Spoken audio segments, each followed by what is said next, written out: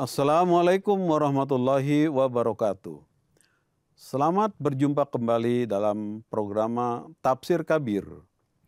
Bersama saya Maulana Fazal Muhammad Mubashir. Pada episode kali ini kita memasuki surah Al-Baqarah ayat 34. Allah Ta'ala berfirman, A'udzubillahi minasyaitonirrajim. Bismillahirrahmanirrahim. Qala ya Adam ambi'hum bi asma'ihim. Falamma amba'ahum bi asma'ihim qala alam aqul lakum inni a'lamu ghaibas samawat wal ard wa a'lamu ma tubduna wa ma kuntum taktumun. Allah Ta'ala berfirman, wahai Adam, beritahukanlah kepada mereka nama-nama sifat itu. Setelah Adam menyebutkan nama-nama itu, Allah berfirman, bukankah telah aku katakan kepada kamu bahwa aku mengetahui rahasia langit dan bumi, dan aku mengetahui apa yang kamu nyatakan dan apa yang kamu selalu sembunyikan. Al-Baqarah ayat 34. Hadirin pemirsa yang budiman, ini ayat 34 pada Al-Baqarah. Huzur Khalifatul Masih kedua selalu dalam tafsirnya mengawali dengan pembahasan Lughatul Arabiyah. Di dalam ayat ini Huzur mengambil ada beberapa kata-kata yang perlu dijelaskan, bahwa yang beliau ambil adalah satu, kata tubduna yang merupakan kalimat atau kata kerja atau fi'il mudhari atau kalimat yang sedang berlangsung. Ini berasal dari kata al-ard. Jadi kata tubduna ini dari kata abdi yubda. Yang terbentuk dari kata yabdu. Bada yabdu, artinya al-amru, bada al-amru az-zoharo. Ini suatu masalah yang telah jelas atau terang. Dan arti lain abdal amr, yakni azharo, menyatakan suatu itu telah jelas. Ini berdasarkan keterangan dari lughat aqrabul mawarid. Kemudian kata tubduna ini berarti adalah kalian telah menyatakan secara jelas. Kemudian kata-kata yang selanjutnya adalah Huzur mengambil atau menjelaskan kata taktumuna, yang juga merupakan mukhatib jama mudhari dari kata yaqtumu katman wa kitmanan. Artinya kamu menyembunyikan sesuatu.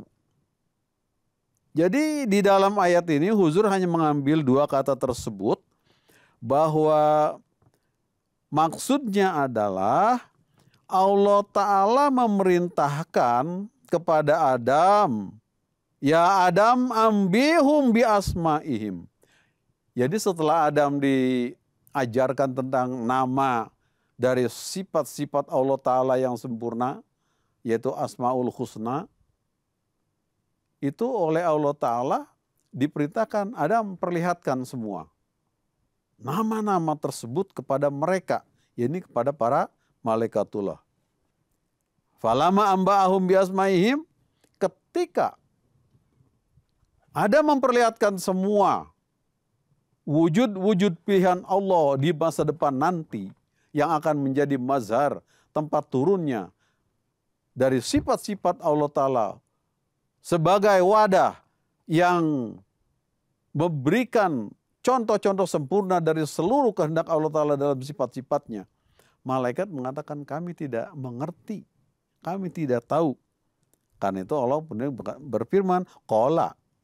Allah berfirman, alam aqul lakum, apakah aku tidak mengatakan kepada kamu sebelumnya? Ini a'lamu, aku mengetahui ghaibas samawati wal ard, segala rahasia apa yang ada di langit dan di bumi ini. Wa a'lamu, dan juga aku mengetahui ma tubduna, apa yang kalian jelaskan. Bahwa kalian tuh taunya apa? Pengalaman malaikat tuh taunya hanya manusia itu kerjanya hanya membuat kegaduhan, keributan, pertumpahan darah, dan kekacauan. Itu yang mereka tahu, sehingga mereka ketika Allah mengumumkan aku mau menciptakan seorang khalifah di muka bumi itu, malaikat mengatakan, apakah kami belum cukup yang sudah menyembah? Kalau manusia kan yang kami tahu itu perbuatan seperti itu, keburukan, keburukan, keburukan. Tapi Allah mengatakan, sekarang kamu sebutkan apa yang sudah diperlihatkan oleh Adam dari semua sifat-sifatku. Malaikat mengatakan, kami tidak tahu apa-apa. Nah, Allah mengatakan, alam aku lakum ini a'lamu ghaibas samawati wal ard wa a'lamu ma tubduna, apa yang kalian telah jelaskan, wa ma kuntum taktum, dan apa yang kalian tidak jelaskan pula, yang kalian tidak tahu. Jadi ayat ini pada Al-Baqarah 34 di sini Huzur menjelaskan dari segi lughatul Arabiyah hanya dua kata, yaitu tubduna dan taktumuna. Tubduna artinya adalah menjelaskan, menzahirkan, kemudian taktumuna artinya menyembunyikan, tidak memperlihatkan. Maksudnya adalah apa? Bukan disembunyikan suatu bara yang sudah diberikan lalu disumputin atau disembunyikan, tapi adalah dia tidak bisa menjelaskan apa yang Allah Ta'ala perlihatkan dalam pemandangan kasyaf yang diperlihatkan melalui Adam itu. Itu dua kata tersebut. Mari kita masuk kepada tafsir dari ayat ini. Di dalam tafsir ayat Baqarah 34 ini, Huzur menjelaskan bahwa sebagaimana pada ayat-ayat sebelumnya ketika Allah memberitahukan bahwa dia mau atau hendak menjadikan seorang khalifah di muka bumi ini, itu secara garis besarnya malaikat mengerti maksud dan tujuan penciptaan manusia apa. Pada ayat sebelumnya malaikat mengatakan, engkau maha mengetahui semua ya Allah, bahwa rencana engkau menciptakan Adam sebagai mazhar tempat turunnya semua sifat-sifat engkau, sebagai makhluk yang menunjukkan segala macam rencana engkau, itu ternyata terdapat banyak hikmah-hikmah di dalamnya. Di mana kami sendiri bukanlah makhluk engkau yang akan mampu untuk menjelaskan semua itu rencana engkau. Kenapa? Karena kami hanya sebatas sedikit saja yang engkau telah ajarkan, itu saja yang kami tahu. Contohnya tadi, bagaimana malaikat menyatakan bahwa, ya Tuhan, kenapa manusia mau diciptakan lagi? Itu yang mereka tahu kan. Kenapa? Kan mereka hanya kerjanya itu berkelahi. Pertumpahan darah, ribut ini dan itu. Mereka tidak tahu rencana Allah Ta'ala ke depan. Apa yang hendak Allah rencanakan dengan menunjuk manusia menjadi khalifah di muka bumi. Itu tidak tahu malaikat. Jadi di sini Allah Subhanahu wa Ta'ala Huzur menjelaskan bahwa malaikat setelah mengetahui itu memuji kepada Allah Subhanahu wa Ta'ala. Maha suci engkau ya Allah. Pada ayat sebelumnya kita jelaskan. Jadi di sini keunggulan manusia sebagai makhluk Allah Ta'ala yang dipilih tempat turunnya semua rencana Allah Ta'ala dalam firman-firmannya, manusia yang dipilih sebagai mazharnya atau tempat turunnya atau tempat penzahirannya. Jadi di sini Huzur juga menjelaskan bahwa bukan berarti bahwa Adam yang diperintahkan untuk menyebutkan nama-nama Tuhan yang sempurna itu seluruhnya akan disebutkan, tidak pula. Hanya sebagian kecil sesuai kebutuhan di masanya. Karena manusia masa itu masih sangat rendah sekali kemampuannya untuk menyerap. Sedangkan rahasia Allah Ta'ala itu begitu luasnya. Nah di sini bahwa kepada Adam dan malaikatullah terjadi percakapan, kata pengkritik juga ini mengatakan bahwa itu percakapan antara Adam alaihissalam dengan para malaikatullah itu terjadi seolah-olah bahwa adanya keiri hatian, yaitu bahwa malaikat kenapa tidak diajarkan yang sempurna, hanya terbatas. Tapi kepada Adam diajarkan banyak ilmu, sehingga ketika Allah Ta'ala mengatakan, wahai Adam perlihatkan semua nama-nama itu. Adam mampu memperlihatkan. Lalu ditanya, hai malaikat kamu tahu itu semua sebutkan? Malaikat mengatakan kami tidak tahu. Ini ada yang mengatakan bahwa Allah itu seperti tidak adil. Manusia Adam diajarkan ilmu-ilmu yang sempurna, tetapi kepada malaikatnya tidak diajarkan. Ini suatu, kata Huzur, ini suatu kritikan atau suatu keberatan yang tidak benar. Kenapa? Sesungguhnya kepada Adam juga tidak seluruh ilmu-ilmu ilahi yang paripurna diturunkan kepadanya, tidak. Hanya sebagian saja. Sedangkan kepada malaikat memang sudah sifat seperti itu. Malaikat tidak akan mampu. Sebelumnya sudah dijelaskan bahwa malaikat mengakui bahwa kami itu tidak mampu untuk dapat mengemban tugas tersebut. Itu hanya dapat diemban oleh manusia. Jadi bukan berarti bahwa kepada Adam dan kepada malaikat terjadi percakapan, suatu rasa iri, bahkan sebagaimana suatu muhawarah atau idiom dalam bahasa Arab yang menggambarkan bahwa sesuatu itu kalau dikatakan kullaha dalam makna arti secara letterlik memang seluruhnya, seutuhnya. Tapi tidak seperti itu pula dalam bahasa Arab. Contohnya di sini Huzur mengambil satu keterangan untuk mendukung penjelasan tersebut, bahwa seorang penyair Arab itu menjelaskan, ini sedang membahas masalah kullaha ya. Karena orang mengatakan bahwa Adam diajarkan sepenuhnya seluruhnya, sedangkan malaikat tidak. Ini Huzur mengatakan bahwa ada seorang penyair yang berkata, imtala al-haudu wa qala qatni. Bahwa ketika sebuah ember telah penuh diisi air, itu ember mengatakan, sudah cukup-cukup, sudah luber ini airnya. Itu suatu pernyataan seolah-olah ember ngomong seperti itu, padahal tidak ada ember ngomong seperti itu. Tapi dalam bahasa Arab itu dipakai. Jadi kata kullaha dalam ayat ini juga mengacu kepada pengertian tersebut. Bahwa kata kullaha bukan berarti seutuhnya seluruhnya. Sifat-sifat Allah Ta'ala itu diajarkan kepada Adam sehingga Adam memiliki ilmu yang paripurna. Tidak. Kenapa digunakan kata kullaha? Tadi itu adalah dalam bahasa Arab memang sering dipakai kata-kata seperti itu. Kemudian juga sebagai muhawarah. Dalam bahasa lain pun kadang dipakai seperti itu. Contohnya dalam bahasa Urdu, di sini Huzur mengambil seorang penyair Urdu mengatakan bahwa hukum dil kahai lagi a ke bujau meri aras kate hain ye anu ke jenab angkong se. Maksudnya bahwa syair itu pun sama menggambarkan bahwa ketika hati seseorang itu sedih, maka air matanya menetes. Artinya apa? Bukan artinya bahwa mata manusia itu berbicara bahwa aku sedih, sekarang aku mengeluarkan air mata. Itu suatu lukisan saja dalam artian seperti itu. Artinya di dalam bahasa lain pun ada digunakan istilah seperti itu.